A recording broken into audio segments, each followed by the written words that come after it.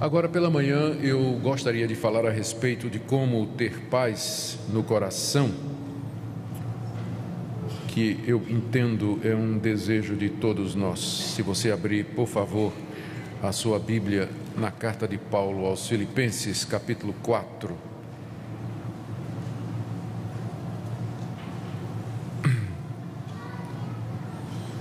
Nós vamos ler do verso 1 até o verso 9. O apóstolo Paulo ensina aos irmãos da igreja de Filipos a como viver em paz, como ter paz. Portanto, meus irmãos amados e muito saudosos, minha alegria e coroa, sim, amados, permanecei deste modo firmes no Senhor. Rogo a Evódia e rogo a Sintique que pensem concordemente no Senhor. A ti, fiel companheiro de jugo, também peço que as auxilies, pois juntas se esforçaram comigo no Evangelho, também com Clemente e com os demais cooperadores meus, cujos nomes se encontram no livro da vida. Alegrai-vos sempre no Senhor.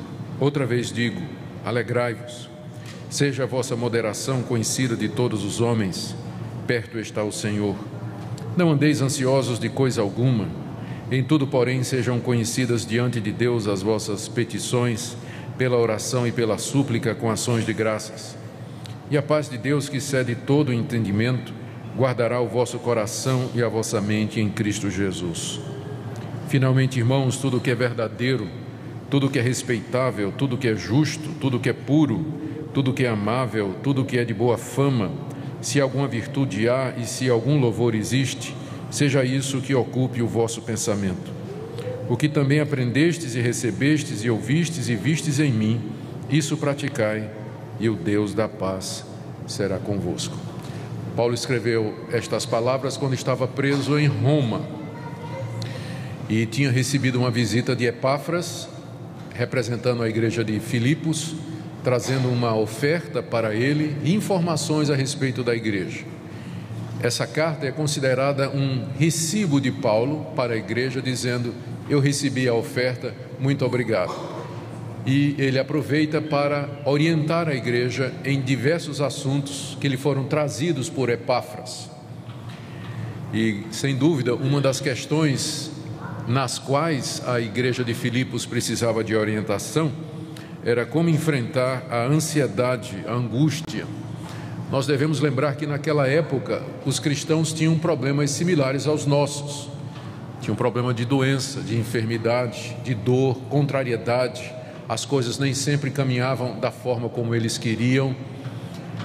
A busca pela paz interior e pela tranquilidade era uma busca deles, como também é a nossa. Eles tinham, contudo, um agravante, que eram as constantes perseguições e o assédio pendente da polícia local e acusações dos judeus e mais tarde dos romanos de que eles adoravam um outro rei ou serviam a um outro senhor que não a César. Portanto, a busca por viver em paz no meio de um ambiente cuja pressão era tão grande marcava os cristãos do primeiro século. Não é sem razão que boa parte dos livros do Novo Testamento eles tratam dessa questão. Como viver em paz, como vencer a ansiedade, como ter descanso nesse mundo cheio de sofrimento, de dor e de contrariedade. Aqui no capítulo 4, o apóstolo Paulo se encaminha para o final da carta, trazendo algumas orientações práticas. Ele pede unidade entre duas irmãs que aparentemente não se bicavam, não é? Está aí, verso 2, Evódia e Sintique, Paulo faz um apelo para que elas pensem concordemente no Senhor. Depois ele também ele traz uma palavra, a Epáfras, o companheiro de jugo, pede que auxilie aquelas irmãs a andarem juntas. No verso 4, ele pede que eles vivam sempre alegres, se alegrem sempre no Senhor, sejam moderados, no verso 5, e a partir do verso 6, ele traz 3 orientações sobre como não viver ansioso e experimentar a paz de Deus no coração. A primeira é orar. orar. Verso 6: não andeis ansiosos de coisa alguma. Em tudo, porém, sejam conhecidas diante de Deus as vossas petições, pela oração e pela súplica, com ações de graças. E a paz de Deus, que excede todo entendimento, guardará o vosso coração e a vossa mente em Cristo Jesus. Ele se dirige para os irmãos e proíbe que eles andem ansiosos. Não andeis ansiosos de coisa alguma.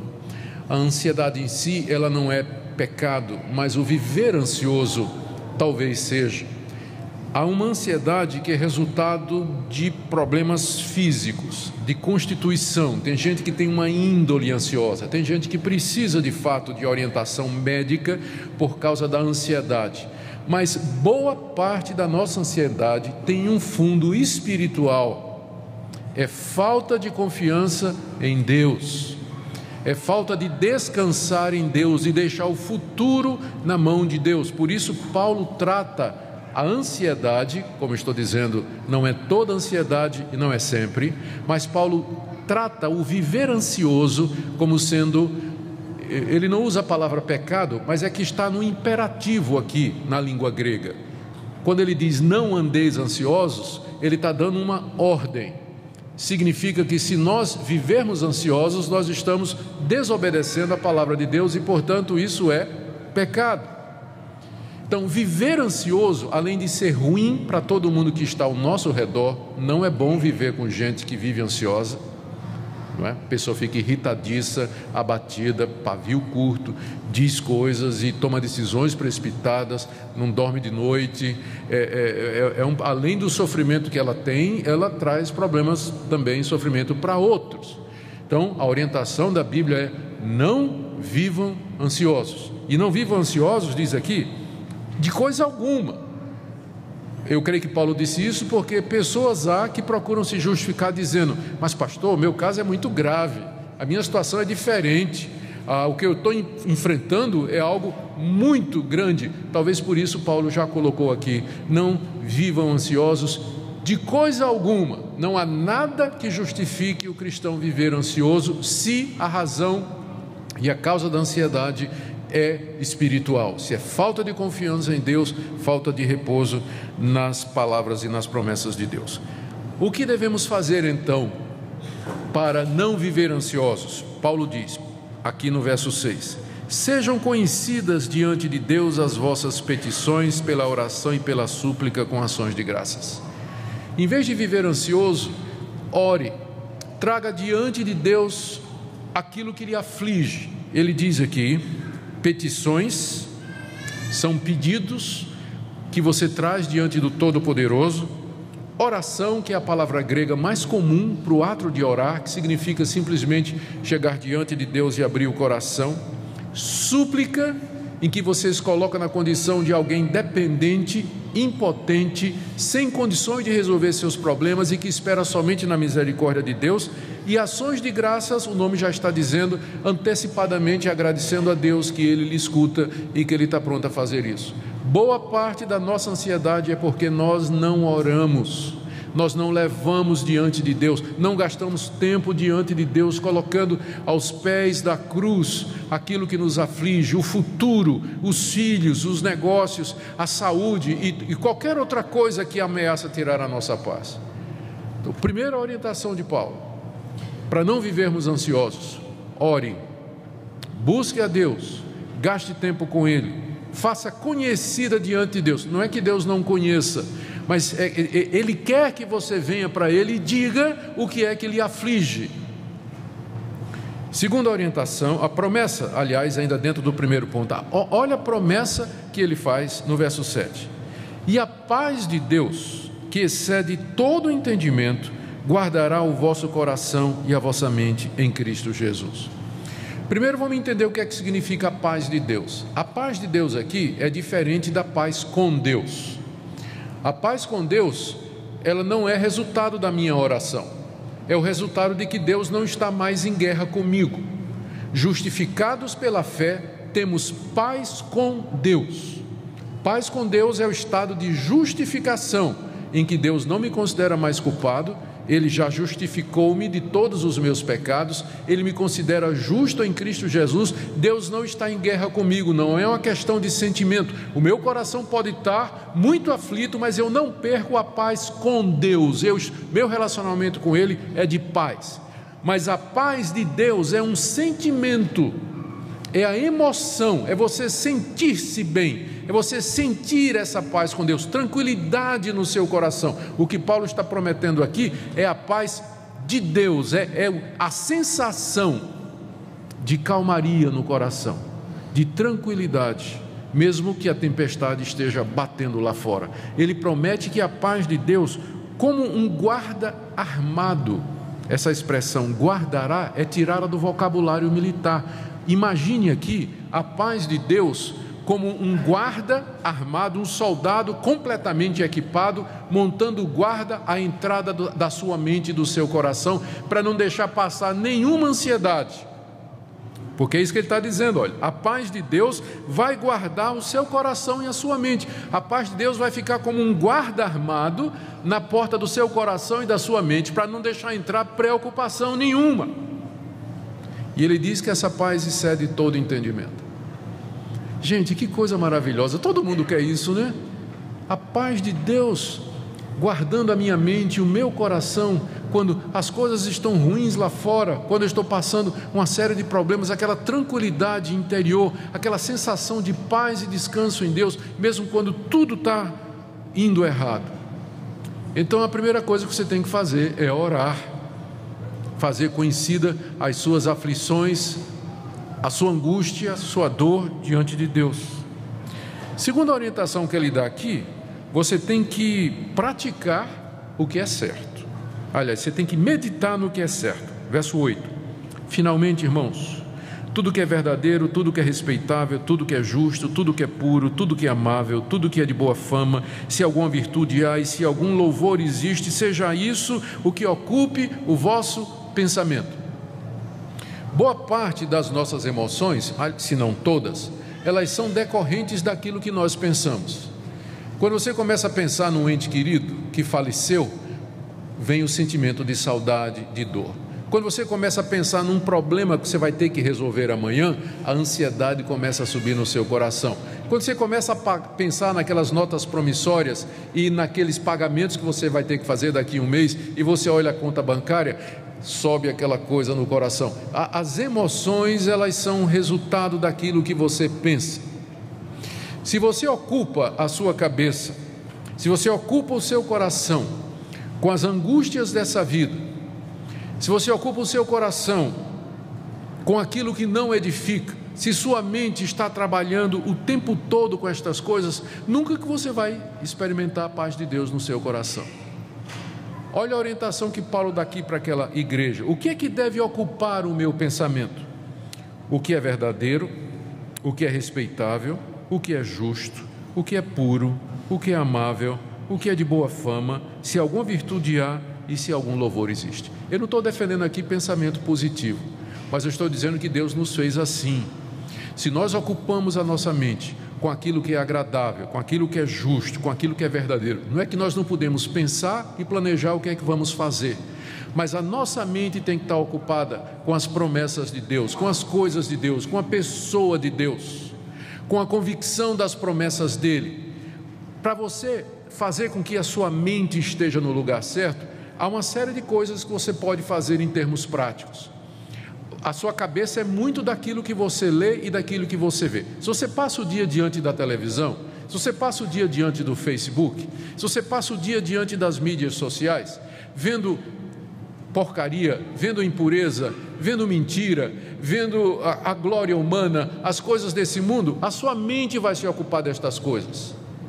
Mas se você coloca na sua cabeça a palavra de Deus, leitura de bons livros, ouvir coisas boas, boas pregações, se você alimenta a sua mente com aquilo que vem de Deus, a paz de Deus vai encher o seu coração. Mas se você passa o dia enchendo a sua mente com aquilo que não edifica, aquilo que não contribui, com aquilo que é contrário à palavra de Deus, não é à toa que você vive angustiado.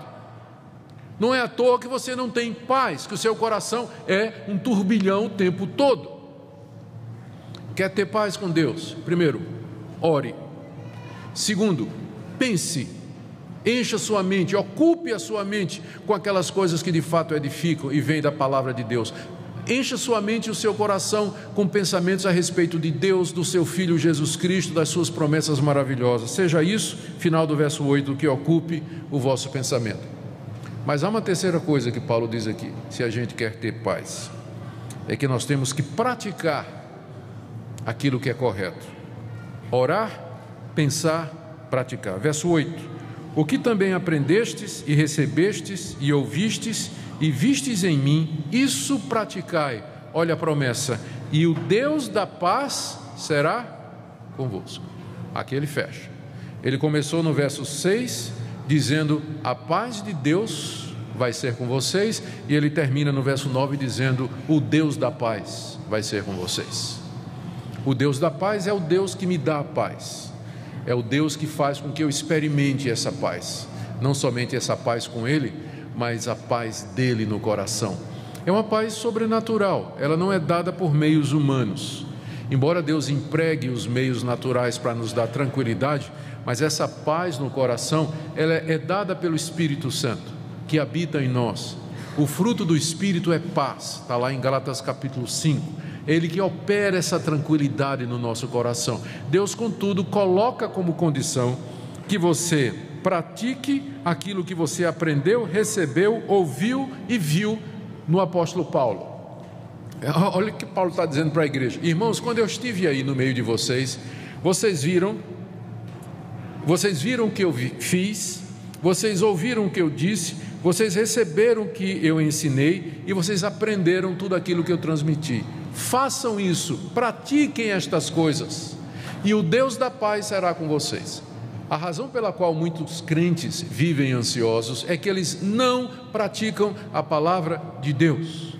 Eles sabem de cor e salteado o beabá evangélico, mas eles não colocam em prática. Eles sabem que determinadas coisas não devem ser feitas, fazem a si mesmo. Sabem que algumas coisas precisam ser feitas, por exemplo, perdoar, esquecer, dar a segunda face, amar ao próximo como a si mesmo, amar a sua esposa como você ama a si mesmo, se submeter ao seu marido como você se submete a Cristo, ser obediente às autoridades superiores. A Bíblia está cheia de orientações para nós. Então, na hora que você desobedece a Deus, o Espírito Santo se entristece e a paz de Deus, o Deus da paz, já não é mais com você. Se nós queremos viver em paz, temos que orar, encher a cabeça com aquilo que vem de Deus e praticar a palavra de Deus, e aí você vai andar em paz. Agora, você não pode esperar viver em paz se você não gasta tempo em oração, se você não enche a sua mente com aquilo que edifica, com a palavra de Deus e com as promessas de Deus, e você não vive de acordo com o Evangelho. A única coisa que vale dar paz é Rivotril mesmo. Não tem outra coisa, vai ter que morrer no Rivotril. Porque a paz que vem, não estou dizendo que está errado, né? Como eu disse, há casos em que a pessoa precisa de ajuda médica, mas eu tenho para mim que tem muito cristão que está tomando isso, ou está usando outros recursos, simplesmente porque eles não aprenderam a ter a paz de Deus através dos meios bíblicos, daquilo que Deus está ensinando. Porque se a gente orar, se a gente meditar nas coisas de Deus e se a gente andar de acordo com Deus, a promessa é muito clara: o Deus da paz será conosco, a paz de Deus vai encher o nosso coração, é uma paz que excede todo entendimento. Como é que está você nessa manhã? Como é que tem sido a sua vida como cristão? A paz de Deus no coração, embora seja um sentimento e é um pouco subjetivo, mas ele acaba funcionando como um bom indicador da saúde espiritual das pessoas e do relacionamento delas com Deus. Nós deveríamos ser honestos e sinceros e perguntar a Deus: por que é que a gente não consegue viver em paz? Por que é que a gente vive num constante estado de ansiedade? Num constante estado de ansiedade. A palavra de Deus nos ensina que Deus, Ele está disposto a nos fazer experimentar aqui e agora o shalom, a paz que Ele prometeu ao seu povo. queira Deus, nessa manhã, nos instruir, irmãos, e conduzir o nosso coração e a nossa mente à pessoa de Cristo, o príncipe da paz, e que em comunhão com Ele nós possamos desfrutar essa paz no meio de todas as nossas angústias e ansiedades. Amém.